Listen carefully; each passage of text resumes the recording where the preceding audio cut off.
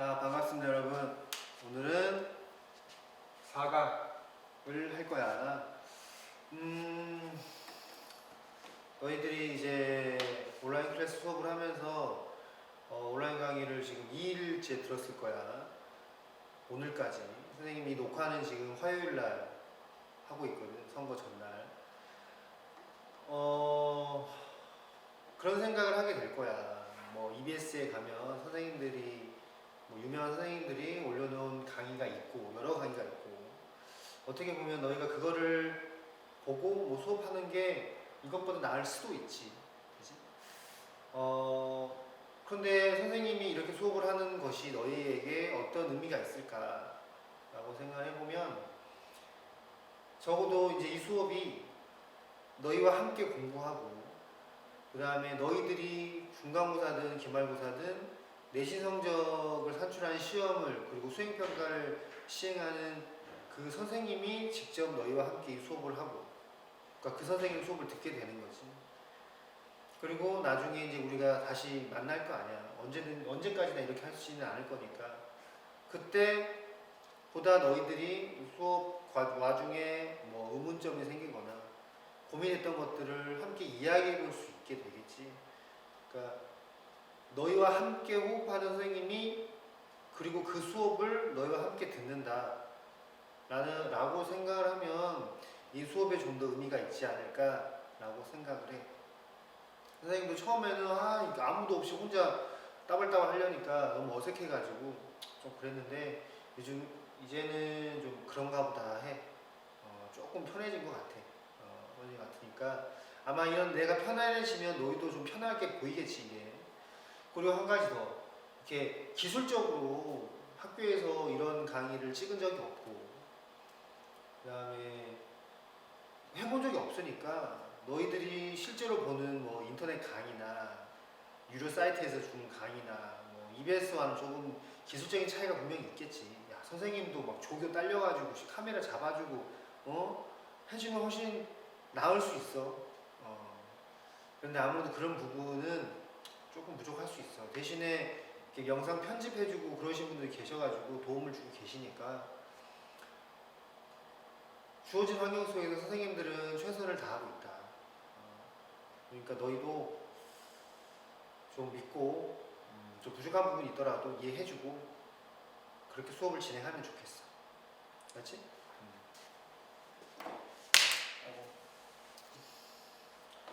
자, 오늘은 페이지 82페이지야. 4가. 자, 이육사의 꽃이라는 시와 여기 보면 문정의 한계령을 위한 연가 두 작품을 보게 될 거야. 뭐 수업을 진행하는 방식은 전처럼 이제 해석해주고 문제 풀어주고 뭐 이런 식으로 그리고 중간중간에 너희들이 수능 국어 문제를 풀게 한 팁들을 선생님이 대방출할 거니까 잘 보도록. 자, 문제부터 봅시다. 1번 문제. 기역에서 미음의 사전적 의미를 됩니다. 사전적 의미라고 하는 것은 말 그대로 사전에 실린 의미, 지시적 의미라고 하지. 그것이 본래 가지고 있는 의미. 아무런 함축적 의미가 없는 의미. 자, 여기 다 보면 전부 다 접속 부사에 해당하는 것들입니다. 이런 의미로 쓰인다 이 말이지. 얼핏 보면 이 문제가 굉장히 낯설고 처음 보는 듯한 새로운 신유형인가?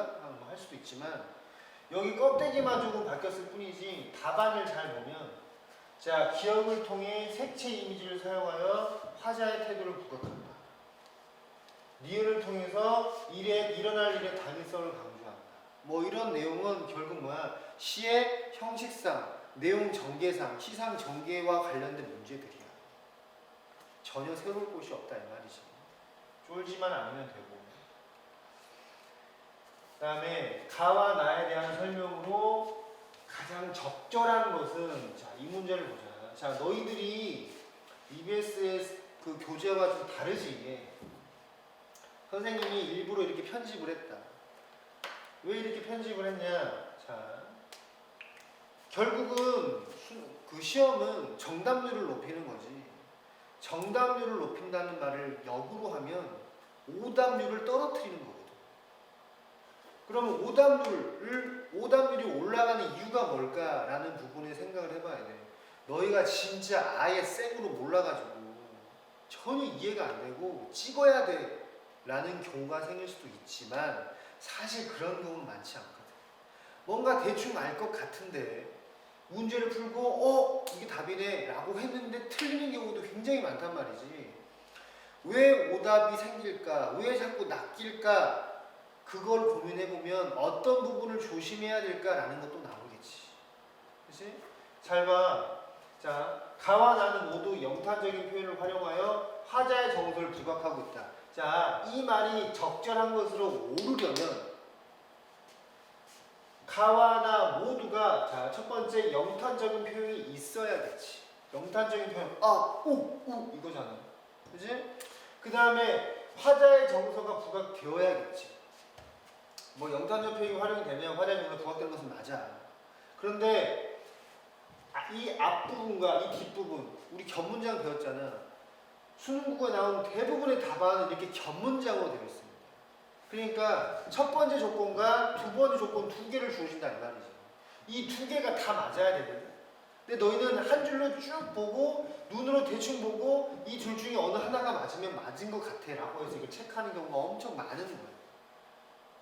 그러니까 만에 하나 실수를 할 수 있는 그런 확률을 줄여야 돼. 자, 만약에 선생님이 확실하는데 줄글로 쭉 된 게 아니고 선생님이 지금 나눈 것처럼 이렇게 두 줄로 분류하여 놓잖아? 그러면 오답률은 떨어집니다. 정답률이 높아져. 그 말은 너희가 의식적으로 이렇게 끊어가지고 나누어 볼 줄 알아야 된다 이 말이야. 맞지? 자, 표현사의 특징을 묻는 것 같아. 그러면 우리가 읽으면서 영단적인 표현이 있는지. 두 번째, 가상의 청자에게 말을 건네는 방식. 자, 이것도 알아야 돼. 국어는 추상적인 개념입니다. 우리는 이런 것들을 개념어라고 해요. 개념을 나타내는 개념이라고 하는 것은 눈에 잡히는 게 아니잖아요. 그러면 사람마다 그것을 의미가 있긴 하지만 사람들이 그것을 기억하는 방식이 조금씩은 다 다를 수 있어. 무슨 말이 하고 싶은 거냐면 선생님이 말했지만 너희는 시험에서 이 답안에 나오는 말 중에 모르는 게 있으면 안 된다. 그럼 문제를 풀 수가 없잖아. 무조건 다 알아야 돼. 근데 그것을 아까 사전적 의미처럼 달달달달 외우라는 것이 아니라 이 의미가 어떤 식으로 되는 게 이 의미인지 내 나름대로 기억을 하고 있어요. 자, 선생님은 가상의 청자에게 말을 건네는 방식을 어떻게 기억하고 있느냐? 얘는 말을 건넨다.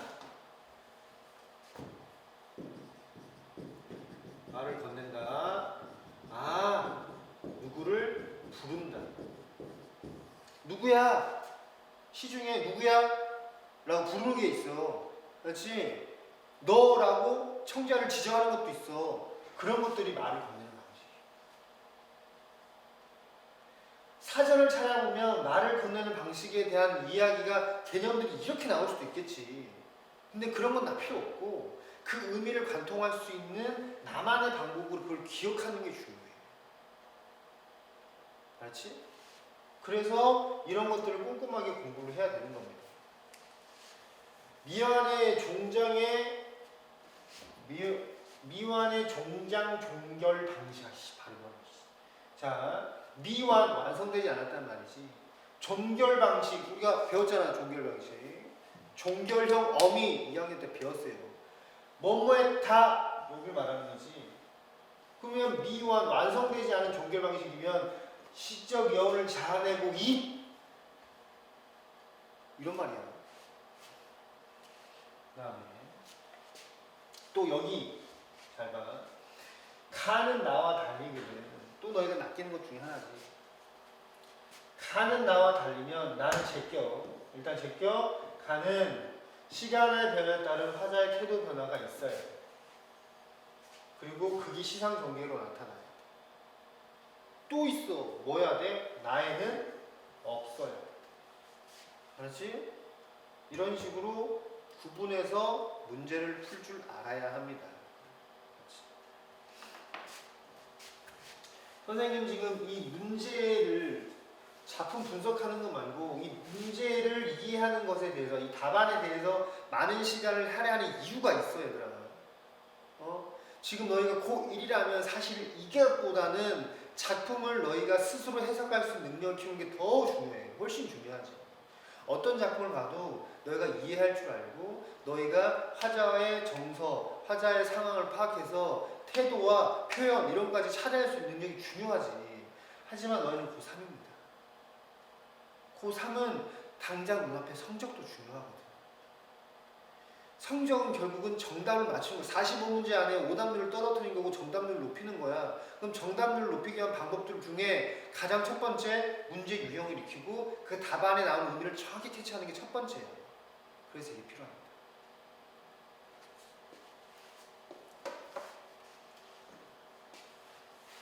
자, 이거 뭐야? 자, 다시 보자. 여기 좀 편집하다가 선생님 조금 실수한 것 같아요. 이거 한번 땡기면 되는데 좀 이따 땡길게. 자, 보기를 참고하여 가와 나를 감상한 내용으로 적절하지 않은 거라 했습니다. 자, 요거는 먼저 시를 읽기 전에 무조건 이런 문제를 먼저 봐야 돼. 왜 그런다고? 시를 읽는 힌트가 될 수 있습니다. 얘는 보기는 시를 감상하는 하나의 내용을 주는 거야, 우리에게. 그리고 그걸 적용시켜서 문제를 푸는 거거든. 수학능력 시험에서 요구하는 응용 추론. 그지? 근데 여기서 지금 이거를 통해서 추론하는 그 전을 줌으로써 우리에게 모르는 시를 이해할 수 있는 힌트로 삼을 수 있는 역할을 합니다. 가와 나는 한계 상황을 가정하는 방식을 통해 화자의 얘는 한계의 상황을 가정한다. 한계 알지? 민상에게는 운동장 세 바퀴 도는 게 한계 상황이지. 먹는 거는 한계가 없지. 뭐 그런 거야. 우리 민상이 잘 먹고 잘 싸니까. 자, 한계 상황은 인간의 실존을 위협하고 나아가 자아의 분열을 초래하기도 한다고 그랬거든. 얘들아, 지금 너희는 어떠니? 선생님은 집안에 갇혀있던 그 진짜 3주와 나는 나의 한계 상황이었어. 미쳐버리는 줄 알았어, 정말. 그지? 이건 사는 게 아니지. 실존을 위협합니다. 그 다음에 자아의 분열을 초래합니다. 미쳐버리는 거예요. 선생님이 정말 미쳐가지고 하루에 집에 청소를 3번씩 하고 그래. 너무 미쳐버릴 것 같아가지고 나가고 싶은데 못 나가니까. 따라서 이러한 한계 상황에서는 자신의 존재를 지속하기 위한 가능성을 찾아내는 화자 인식이 더욱 부각된답니다. 자, 가는 극한의 한계 상황을 시적 현실로 제시했대. 시적 상황은 뭐인 거야? 극한의 한계 상황인 거네. 뻔히 보나 안 보나. 이런 상황에서도 미래의 희망이 현재 안에 숨어 있으면 그러면 얘는 희망적인 거네. 그치? 이게 주제겠다. 극한의 상황에서 꿈꾸는 미래의 희망 뭐 이런 거겠네. 안 봐도 맞는지 확인해보자.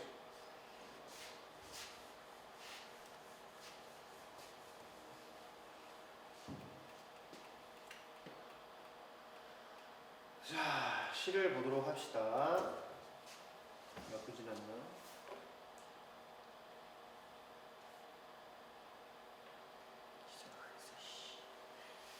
자,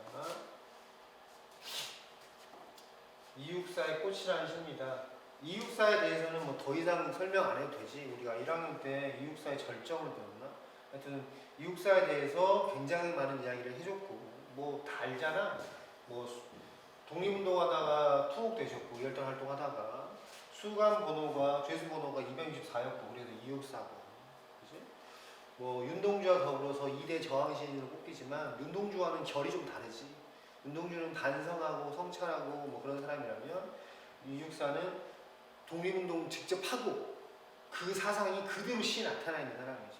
그러니까 당연히 시가 남성적이고 의지적이고 그렇게 될 수밖에 없는 거야. 그래서 우리는 이걸 지사적 면모라고 하지. 지사적 면모. 이 시도 뭐 지사적인 거지. 뜻을 굽히지 않는 사람. 이제 독립에 대한 열망을 불태운 사람라고 생각하면 돼요. 자, 읽어볼게. 동방은 하늘도 다 끝났어. 비 한 방울 내리지 않은 그 땅에도 그때에도 꽃은 빨갛게 피어있지 않느냐라고 했다. 자, 우리가 이런 것을 반영론적 관점이라고 하는데 1학년 때 아마 내가 해줬을 거예요. 반영론이라고 하는 것은 그 작품이 쓰여진 시대적 현실을 그 작품을 이해하는데 투영하는 거야. 이게 지금 일제강점기에 쓰여진 시이고 작가가 또 이육사잖아요. 그치? 그러면 이육사가 활동하던 일제강점기의 현실을 비추어 봤을 때 각각의 시어가 상징하는 게 뭐겠냐고. 자, 동방예의지국의 그 동방입니다. 우리나라지, 우리나라. 자, 우리나라에, 자, 봐봐, 얘들아. 하늘이 다 끝났다. 선생님이 이렇게 세모를 쳤지. 가장 기본적인 거야. 뭐 대부분 선생님도 이렇게 하실 건데 세모치고 네모치고를 제일 많이 하지. 왜냐하면 우리가 시에서 나타나는 정서는 굉장히 포괄적이고 추상적이지만 문제를 풀기 위해서는 그런 것들이 좀 개념화될 필요가 있고 명확히 나누어질 필요가 있거든. 그래야 문제를 풀 수가 있어. 객관화가 되어야 되니까. 그러니까 그리움은 좀 긍정적인 감정이고 그 다음에 뭐 절망은 좀 부정적인 감정이잖아. 그러니까 이런 감정을 좀 객관화시키기 위해서 분류하는 수단, 그런 것들을 보통 이렇게 표시 많이 하지 선생님들이. 자, 하늘도 다 끝났어. 세상에 하늘이 무너졌다 이런 말 쓰잖아. 세상이 망했다 이 말이야. 코로나가 터져가지고 막 사람들 다 막 난리 쳤을 때 하늘이 다 끝난 것 같은 그런 느낌이었겠지. 지금 아직도 미국은 그런 것 같아. 죽은 사람이 2만 명이 넘는다잖아요. 자, 하늘이 끝났다. 하강적 이미지의 시. 그 다음에 비 한 방울 내리지 않는 땅이야. 이 땅이 뭐가 안 내려? 비가 안 내립니다. 비는 결국 여기서 말하는 비는 생명수겠지. 생명을 줄 수 있는 생명의 근원 같은 거야. 근데 그 비가 안 내려요. 이제 그러면 여기는 어떻게 해? 생명력이라고 있냐 없냐? 없어. 생명력이라고는 없는 고난의 땅인 거야. 혹독한 시련이라고 말해야지. 이런 힘든 세상이들. 그지? 오히려, 자, 역적 접속사가 쓰였습니다. 오히려. 앞에는 부정이거든, 지금 분명히. 그런데 이 꽃은 어떻다고? 빨갛게 피어난대. 자, 꽃이 핀다. 시에서 보통 어떤 의미로 쓰이겠어? 단순히 꽃이 핀다가 아무런 의미가 없으면 그것은 뭐야? 물리적인 현상이지. 꽃이 피는. 그런데 시에서 이게 만약에 계절적 배경을 나타내는 시어로 쓰인다면 얘는 봄을 나타낼 수도 있겠지. 그지? 근데 여기서는 봄이라기보다는 빨갛게 꽃이 피어나. 이런 고난 속에서도 꽃은 피어나. 아, 얘는 보통 희망을 상징하는 경우가 많아. 꽃이 빨갛게. 그 희망의 강렬함을 이렇게 나타내려고 빨갛게라고 하는 색채어가 쓰인 거야. 색깔을 드러내는. 이게 되지? 그러니까 힘든 시련 속에서도 희망은 있다. 항상 희망은 있어 왔어. 내 목숨을 꾸며 씨 먹는 날이여라고 했거든. 내 목숨을 꾸며 이게 뭐 두 가지로 보통 해석이 되는데 가장 일반적인 게 내 목숨을 꿈꾸며라고 이렇게 하는 거지. 내 목숨을 꿈꾸면서도 씨 먹는 날이 끊임없이 노력해왔어. 내 목숨을 이어가려고 내 목숨을 기에 다하여 끊임없이 쉼없이 노력해왔어. 무엇을? 독립에 대한 열망. 뭐 더 구체적으로 이야기하면 뭐 운동, 독립운동. 그렇게 이야기할 수 있겠지. 그러니까 여기 생명력이 없는 시련의 상황은 일제강점기라고 볼 수 있겠다.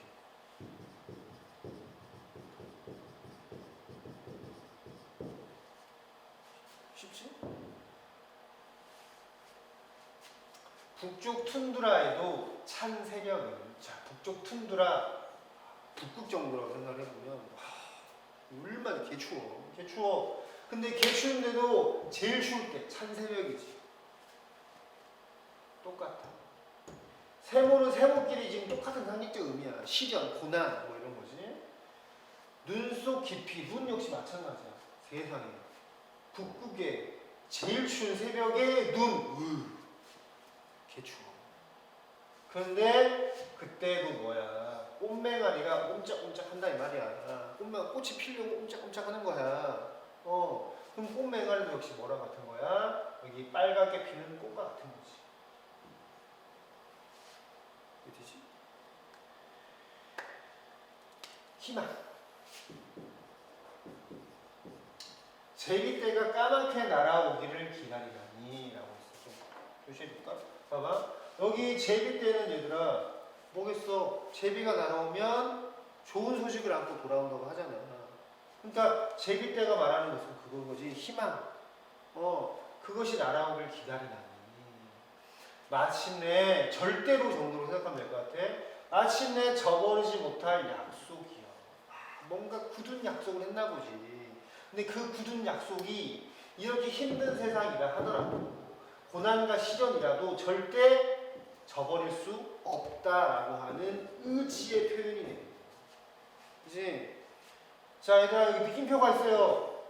뭐 기계적으로, 도식적으로 느낌표 있으면 영산법입니다.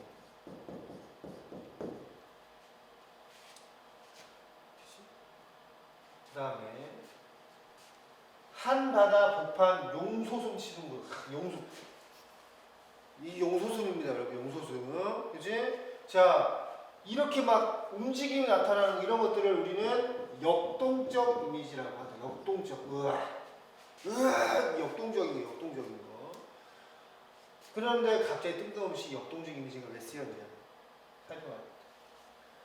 바람결을 따라 타오르는 세상. 꽃성이네, 꽃성. 꽃으로 이루어진 성인 거지. 아까 꽃은 분명히 희망, 뭐 이런 거였어. 근데 그 희망으로 이루어진 성인 거야. 아까는 어쨌는데 북쪽 툰트라, 그렇지? 하늘이 끝난 그런 곳이었는데 이제는 뭘로 바뀌었어? 꽃성으로 바뀌었어. 시적화자가 갈망한 그런 세상이 된 거겠지. 그러면 이렇게 따지고 보면 이 꽃성은 독립된 조국이라고 볼 수 있겠다.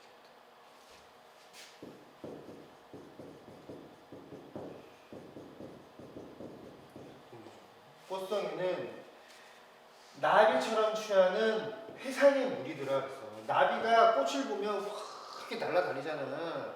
나비처럼 취하는 회상의 무리들아 그랬어. 이 회상이라고 하는 것은 돌이켜보는 게 회상이잖아. 그러니까 이렇게 해석을 보면 될 것 같아. 꽃성 안에서 나비처럼 취하는 존재는 누구겠어? 독립된 조국에서 나비처럼 취하는 존재는 바로 우리 백성이겠지. 그러니까 당연히 이 무리는 우리 백성을 말하는 거고, 우리 국민을 말하는 거고, 이 회상은 뭘 회상하는 걸까? 뭐 여러 가지로 해석해 볼 수 있겠지만, 이런 과거의 시련과 고통, 뭐 이런 것들을 떠올리면서 그때는 그랬는데 말이야, 지금 너무 좋아, 뭐 이렇게 해석을 해볼 이렇게 회상할 수도 있겠고, 그지? 뭐 자신의 힘들었던 혹은 과거의 모습을 회상하면서 여기 독립된 조국의 그런 것을 즐기는 사람들이 될 수도 있겠지. 중요한 건 여기 이 회상의 우리들은 우리의 백성. 독립된 조국에서 그것을 지키는 뭐야 이거 이래.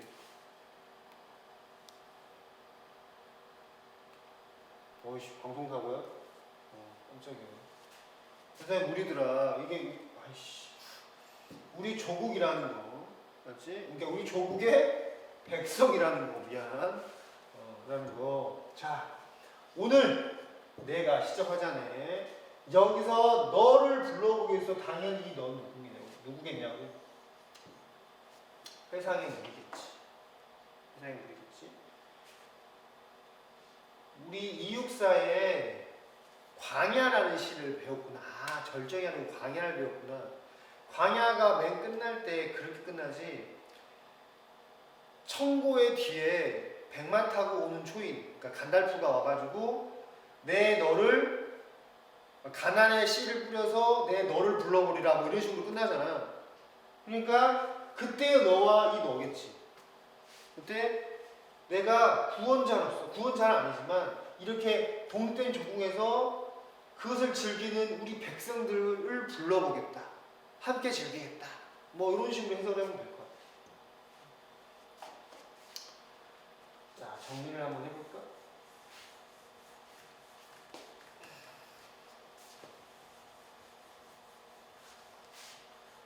자, 이 시 정리해보자. 자, 이 시는 표현상으로 상징적인 의미가 굉장히 많이 쓰입니다. 그지? 그래서 하늘이 끝났다. 비 한 방울 내리지 않는다. 북쪽 툰드라, 찬새벽, 눈 이런 것들은 전부 다 어때? 부정적 감정을 내지 않은 시어들이고 부정적 시어들이고 반대로 꽃이 빨갛게 피어나는 거 그지? 꽃맹아리가 움직거리는 거 제비떼가 까맣게 날아오고 기다리는 거 그지? 그 다음에 꽃성 이런 것들은 전부 다 뭐야? 긍정적 의미의 시어들 서로 뭐하고 있어? 대립하고 있습니다.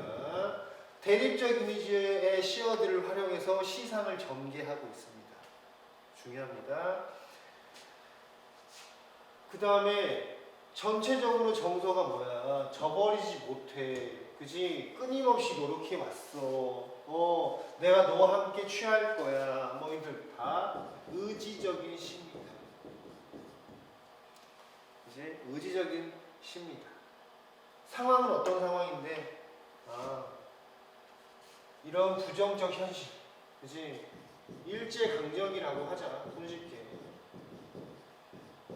일제강점기라고 하는 시련 혹은 고난의 상황에서도 절대 굽히지 않은 의지적인 모습이 나타난 시가 되는 거야. 그렇지? 볼까? 자.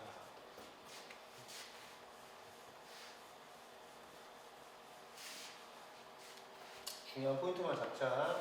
자, 의지적인 남성적인 목소리라고 했어. 그지? 그 다음에 내지율이라고 하는 것은 운율이 겉으로 드러나지 않는 거지. 그 다음에 의지적인 거, 저항적인 거 읽어보면 될 테고. 그래서 현실에 대한 극복 의지, 미래에 도달할 새로운 세계에 대한 확신.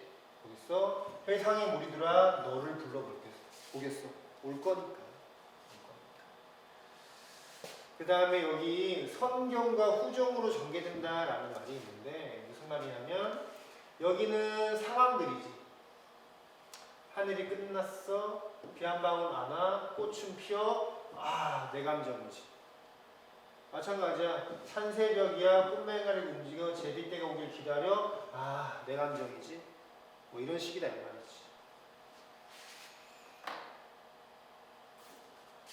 그 다음에 계절과 자연현상, 자연현상이라고 하는 것은 뭐겠어? 꽃이 피어나는 것을 말하는 거지. 그 다음에 뭐 눈도 마찬가지고 그런 현상을 이용해서 상징적으로 영원하는 것, 독립에 대한 의지를 그려내고 있다라고 생각하면 될 것 같아. 자, 시대 상황을 고려해서 보통 이 시를 해석하니까.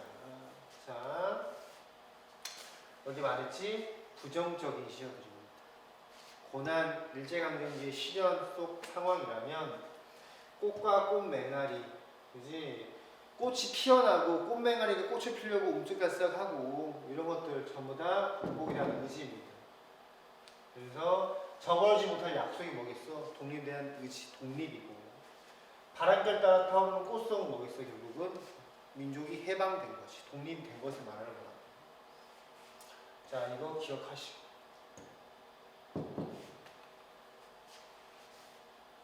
이것도 기억하면 됩니다. 자, 문제를 풀어볼까? 1번. 자, 오히려 이 문제는 이것들이 가지고 있는 시어의 문맥적 의미를 묻는 겁니다. 그렇지? 그 시어의 뒤로 어떤 의미가 나타났는지를 확인하면 돼. 자, 오히려 1, 뭐 필요 없고 기억을 통해 앞뒤 상황을 대비하고 있으며 색채 이미지를 사용하여 대상에 대한 화자의 태도를 부각하고 있단다. 봐봐. 오히려 얘는 부정적 상황인데 오히려 꽃은 피어 색채 이미지를 활용해서 그치? 시련에 굴하지 않는 모습인 거야. 그러니까 얘는 맞죠. 맞죠. 앞뒤 상황 대비된 게 맞지. 2번 니은을 통해 어떠한 상황이 완료될 것을 드리고 있으며 앞으로 일어날 일의 당위성, 당위성이라는 것은 당연히 그러해야 한다 이거잖아. 마침내 저버리지 못할 약속이여 라고 했어. 뭐야? 무조건 반드시 이런 거야. 여기서 쓰인 것은 그지? 이 약속을 절대 저버릴 수 없는 거지.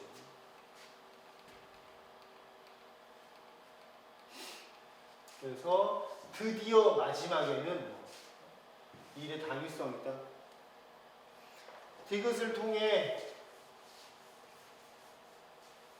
화자의 능동적이고 자발적인 태도를 강조하고 있으며 주어진 상황에 대한 화자의 인식을 표현합니다. 기꺼이 마음속으로 은근히 나오는데 여기서는 이건 나 부분이야. 알 수 없겠다. 1번, 2번 맞아요. 지워요. 한시 갖고 푸는 거야. 그 다음에 이걸 볼까? 가는 영단적 표현을 사용해서 선생님 아까 느낌표 있었지 우리? 영단적인 표현을 썼다 분명히. 그러면서 화자의 정서가 부각된 게 맞지. 영탄은 당연히 화자의 감정을 오! 하는 거잖아. 드러내는 거니까. 얘는 맞아. 2번 가는 가상의 청자에게 말을 건네는 방식으로 회상에 무리들아 라고 불렀거든. 그지? 회상에 무리들아 불렀어. 그러니까 얘는 맞다. 가는 미완의 문장 종결 방식을 활용한다. 아까 말이 나오다 만 거 있었어? 자네가 이런 식으로 끝난 거 있었어? 없잖아. 틀렸어. 가는 시간의 변화에 따른 화자의 태도 변화를 중심으로 자. 화자의 태도 변화 무슨 말이냐? 시상의 전환이 있어야 돼. 기쁘다가 슬프고 슬프다가 짜증내고 뭐 이런 식으로 그지? 화났다가 풀리고 이런 게 있어야 됩니다. 얘는 처음부터 끝까지 의지적인. 나는 가와 달리 자. 나는 시대 상황을 상징하는 시를 통해 현실에 대한 화자 인식을 드러낸다. 이게 맞으려면 가는 아니래야 되지. 그지? 근데 아까 우리 뭘 했어? 가 역시 시대 상황을 상징하는 시어를 활용하고 있지. 북쪽 툰트라, 새벽 다 일제강점기와 관련된다. 얘는 보나마나 틀렸어. 그지? 그러니까 답은 1번 아니면 2번이겠네. 그지? 이렇게 놓고 보는 거야.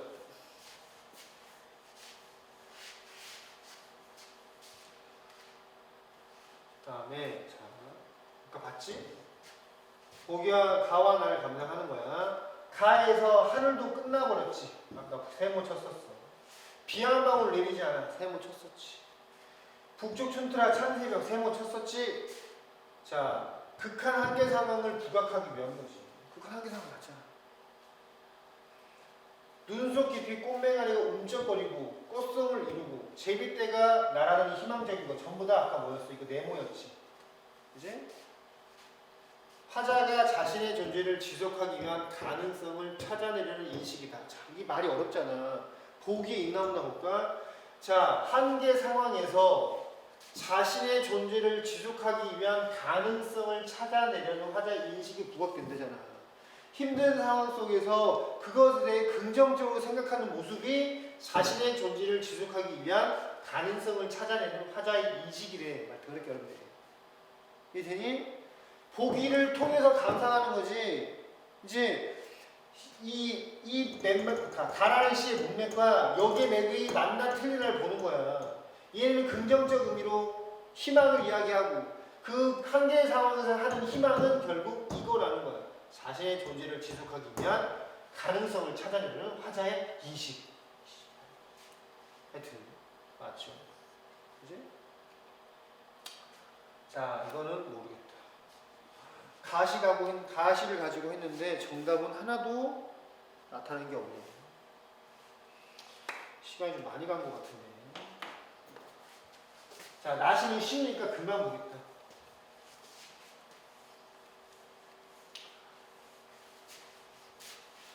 문제부터 봐야겠다. 자, 나시를 보자.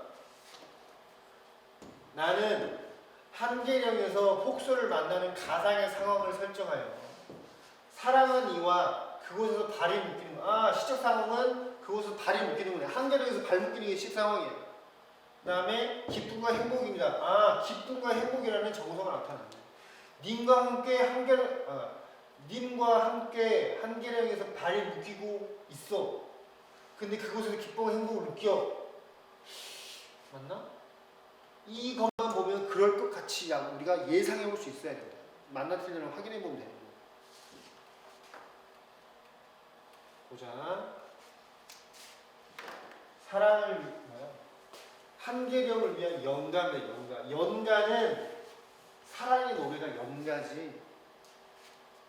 모든 공무원들이나 모든 회사원들에게는 연가가 있습니다. 한자가 달라. 해마다 쓸 수 있는 휴식. 선생님은 연가가 없습니다. 아, 있지. 있는데 쓸 수가 없지. 쓰면은 수업을 빠져야 되니까. 그냥 해본 소리야. 자, 공간적 배경이 한계령인가 보다. 한겨울 못 잊을 사람은 한겨울이라고 하는 시간적, 계절적 배경이에요. 못 잊을 사람하고 얼마나 사랑하면 잊을 수 없는 너무너무 사랑하는 사람이 있겠지. 너희에게도 생기겠지 언젠가. 그렇지? 대하나 생길 거야. 그렇지? 한계령을 넘다가 뜻밖의 폭소를 만나고 싶댄다. 만나고 싶다라고 했으니까 시적 화자에게 폭소는 긍정적 의미야. 그렇지? 근데 이상한 사람 아니야. 폭소를 좋아하는 사람이 있을 수도 있지. 그지? 그러니까 눈 많이 오고 막 하얘시잖아. 폭신폭신하고 막 눈싸움도 하고 막 엘사 나올 것 같고 막 그런 분위기를 좋아하는 사람도 있지. 그래서 뉴스는 다투어 수십 년 만에 풍요를 알리는. 그런데 얘들아, 뉴스에서 폭소를 내리면 이미 폭소리라는 말 자체가 폭 지나치게 내리는 의미야. 그러니까 좀 세상을 힘겹게 만드는 그런 거로 생각하는 거거든. 근데 여기서 뭐라고 표현했어? 폭소를 풍요라고 표현하고 있다. 일반적인 인식과는 조금 다른 거지. 자동차는 뒤뚱거리며 제 구멍들을 찾느라 법석이지만 선생님, 군대에 있을 때 눈이 많이 오면 얘들아, 내가 말했지? 하늘에서 내리는 쓰레기입니다. 치워도 또 쌓이니까. 그리고 지금도 그래. 선생님 뭐 이렇게 차를 타고 눈이 많이 오잖아. 그러면 와, 눈 와서 이쁘다가 아니야. 아, 차 미끄러지면 어떡하지? 한 미끄러져 봤거든. 그런 게 뭐 걱정이 먼저 드는 거야. 그러니까 이 사람과는 생각이 좀 다른 거지. 그러니까 이 사람은 남들이 뭐라 하든 이렇게 난리가 없어지겠지. 자동차도 미끄러지고 난리 치니까. 하지만 나는 한계령의 한계에 못 이긴 척 하면서 기꺼이 자발적으로 아무런 부담감 없이 묶였으면 좋겠다 이거지. 가정형이네. 좋겠다가 빠졌겠다. 그지? 그러니까 이 사람은 뭐 하고 있는 거야? 못 잊을 사람과 한계령에 눈 많이 와서 갇히고 싶다. 왜? 둘이 같이 있고 싶으니까. 막 60년대, 70년대 막 드라마나 영화 이런 거 보면은 이렇게 섬에 들어가서 막 배 끊기고 막 그런 거랑 똑같은 상황이야. 오, 눈부신 고리. 오, 보나마나 영탁거든. 자, 그 다음에 여기 중요한 거 나왔다. 눈부신 고리이래요. 눈부신 고리. 자, 이거랑 똑같아. 찬란한 슬픔. 얘들아, 슬픔은 기분 더러운데 왜 그게 찬란해? 그치? 말이 된다고 안 된다고? 안 된다고. 모순형용이라고 1학년 때 배웠습니다, 우리. 수식하는 게 말이 안 된다 이 말이지. 모순되는 거야. 이 모순형용에 쓰인 것을 뭐라고 불러? 역설이라고 부른다. 역설법. 자, 눈부신 고리 뭐야? 역설법. 이 사람이 생각할 때 이 고리 갇히는 게 눈부실 정도로 좋다 이 말이지. 왜? 님이랑 같이 있어. 사방이 온통 흰 것뿐인 동화의 나라, 이 동화의 나라가 고립입니다. 그러니까 이 사람은 생각이 좀 다른 거지. 남들은 고립되고 얼마나 무서워. 근데 얘는 동화의 나라라고 긍정적으로 바라보고 있어. 역설적 인식이라고 합니다. 자, 그런데 거기에서 발이 아니라 지금 당장 왔다 갔다 눈이 쌓이면 왔다 갔다 할 수는 없잖아. 근데 그거 말고 뭐가 묶였으면 운명, 당신과 함께하는 모든 사람과 함께하는 그 운명이 묶였으면 좋겠다. 함께 영원히 하고 싶다. 어지간히 좋아하나보다. 한 100일쯤? 그지? 100일. 뭐 많이 쳐주면 한 150일? 자, 이윽고는 시간의 흐름이 나타난 이윽고를 쓰죠? 이윽고, 자, 세상에 날이 어두워집니다. 하강경이지. 날이 어두워져. 그러면 어때? 조금씩 공포로 당연히 변하지. 왜냐면 눈이 가득 쌓여서 나는 여기에 고립될 거 아니냐. 그치? 그러면 산속에 이렇게 쌓이면 멧돼지 오면 어떡해. 늑대 이런 거 나타나가지고 공포지. 그 다음에 두려움의 색채도 당연히 어두컴컴할 거 아니야. 그치? 그런 공포를 여기는 두려움의 색채라고 표현하고 있어. 시작하지만 헬리콥터가 나타났을 때도 나는 결코 손을 흔들지 않을 거야. 헬리콥터 왜 나타나? 구원해주러 나타나는 거지. 선생님이 작년 지리산에서 우리 양건이가 다리가 다쳐가지고 애들이 부축하. 거기서 선생님이 헬기가 없나 보다. 그래서 기다렸다가 헬기는 죽기 직전이 돼야 온다고 그래가지고 내려갔잖니. 그때 헬리콥터. 결코 손을 흔들지 않을 거야. 왜? 구원해줘! 라고 하지 않을 거다 이 말이지. 왜? 나는 구원되는 것보다 뭐 해주라고? 님과 함께 있고 싶으니까. 또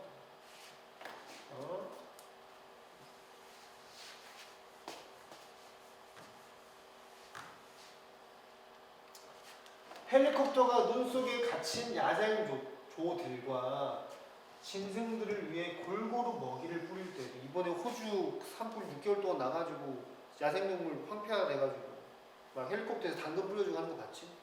그렇게 도움을 줄 때 너 나는 절대 손 흔들지 않아. 봐봐, 여기 묶였으면 뭐뭐하리 이러고 있네. 그지? 종결 어미가 반복되고 있어.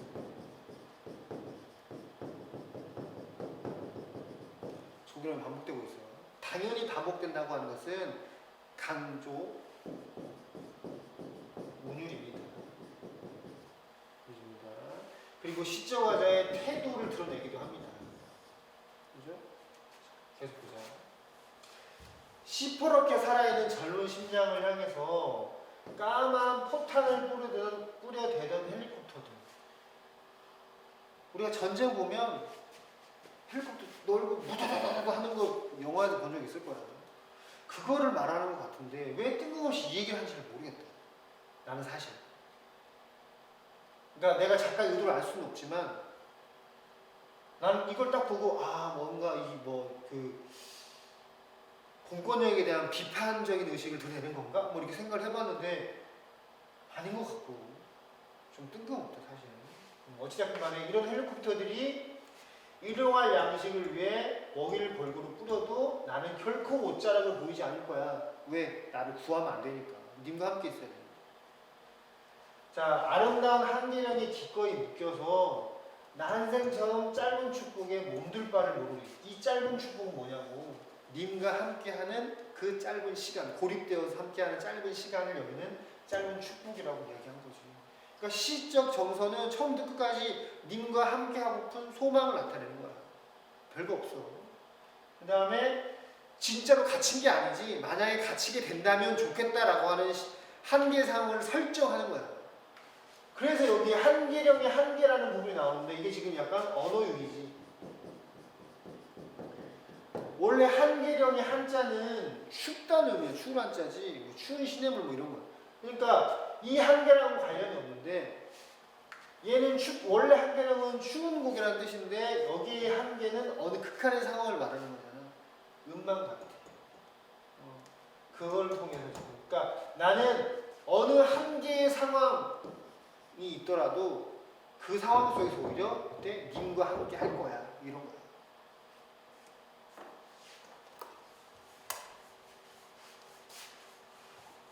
정리해볼까? 자, 상황은 폭설 내린 겨울을 설정한 겁니다. 진짜 온 게 아니고 설정한 거야. 그래서 내리면 함께 고립되고 싶다라는 것을 소망하는 거지. 그래서 상상하는 거야. 함께 하고 싶은 소망, 사랑의 간절함이라고 볼 수 있겠다. 중요한 건 가상의 상황을 설정한 겁니다. 뭐뭐 하리, 뭐뭐 한다면 유사한 조결어미가 반복되고 있습니다. 가정과 추측이지 가정이니까 당연히. 대립적 이미지 헬리콥터, 그 다음에 뭐 고립 반대되지. 구원과 고립이니까 뭐 그런 거. 시각적 신상이 사용되고 있습니다. 읽어보시기 바랍니다. 자, 문제 풀어볼 끝내자. 자, 3번. 디귿을 통해 화자의 능동적이고 자발적인, 이거는 기꺼이거든, 방금. 기꺼이 나는 고립이 될 거야. 자발적인 태도지. 그지? 그래서 주어진 상황에 대한 화자의 인식은 뭐야? 기쁘게라고 하는 인식이 필요하지. 기꺼이 고립이 될 거야. 이윽고를 활용하여 시간의 경과가 제시됐지. 화자가 가정한 상황이 변화된 상태를 구체적으로 드러내고 있다고 그랬지. 무슨 말이냐면, 자, 여기서는 눈부신 고립이라고 했는데 이윽고 날이 어두워진 거지. 상황이 변화한 겁니다. 5번. 미음을 활용하여 화자가 자신의 선택에 대해 후회하지 않은 부각하면서 이것을 타인을 도의적 잣대로 판단한 결과인 말이 안 되지. 이 시 어디에도 도의적이라고 하는 것은 개인의 양심, 윤리 뭐 이런 거야. 윤리나 도덕이 어디 나와? 그치? 너무 쉽게 다 5번입니다. 그 다음에 아까 1번, 2번 남았지? 자, 방금 나 읽으면서 분명히 오! 영탄 표현이 있었다. 답은 그 다음에 누구야? 라고 부르지 않았지, 방금? 답은 1번. 한번 나에서 한겨울, 한계령의 한계로 가상의 상황을 설정한 거지. 한계 상황, 추울 때. 못 잊을 사람에 대한 화자의 사랑을 부각하기 위한 배경이지. 한계의 상황에서도 못 잊을 사람과 함께 있을 거야. 강조하는 거야. 나에서 조난의 상황을 눈부신 고리, 동화의 나라, 그지? 이건 분명히 부정적인 건데 긍정적인 의미를 드렸으니까. 표현한 것은 상대방과 운명이 묶였으면 하는 화자의 바람이지. 함께 하고 싶은. 현실의 공포로 변하더라도 손을 흔들지는 않으리라는 화자의 다짐은 함께 하고 싶은 거잖아. 절대 구원되지 않을 거야. 님과 함께 할 거야. 자아의 분열이 초래되는 한계 상황이 해소되려는 기대감과 연결. 이 시 어디에도 자아의 분열이 나타나는 모습이 없지. 1, 2, 3번 모두 답이 너무 쉬워. 답이. 실제 수능 시험에 예를 들면 이렇게 답이 쉽게 나오진 않겠지. 하여튼 답이 너무 쉽다. 그래서 답은 5번입니다. 자, 이번 시간은 여기까지. 대립적인 시어들이 사용된 거 우리가 세모, 네모 쳐가면서 그 다음에 문제에서 주어지는 개념어들 그 의미를 좀 명확히 공부해서 알면 좋겠다. 그렇지? 자, 이번 시간 여기까지.